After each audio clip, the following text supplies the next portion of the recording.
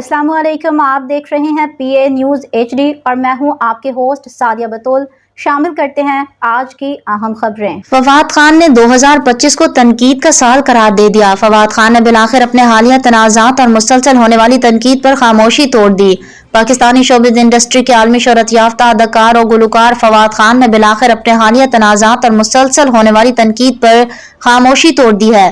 Web series बरज़ख से लेकर पाक भारत कशीदगी के दौरान भारतीय फिल्म अबीर गल्लाल के रिलीज पर उनकी खामोशी और फिर पाकिस्तान आइडल के जजेस पैनल में शमूलियत, उन तमाम मामलात पर उन्हें मुख्तलिफ हल्कों की जानिब से सख्त रद्द-ए-अमल का सामना रहा।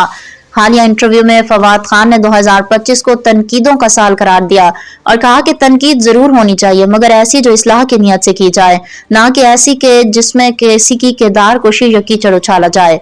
निजी टीवी के एक प्रोग्राम में अपने आने वाली फिल्म नीलोफर की तशहीर के दौरान उन्होंने मुख्तलिफ सवालात के जवाबात देते हुए कहा कि आप तनकीद करना चाहें तो जरूर करें, मुझे इससे मसला नहीं। हर किसी को अपनी राय रखने का हक है, लेकिन तनकीद वही बेहतर है जो इस्लाह का जरिया बने। फवाद खान ने कहा कि इस साल उन्हें मिलने वाली ज्यादातर आराम मनफी थी और यही वजह है कि वो अक्सर रद्द-ए-अमल देने से गुरेज करते हैं, क्योंकि ऐसा करने से सिर्फ शोर मचता है, बात आगे नहीं बढ़ती।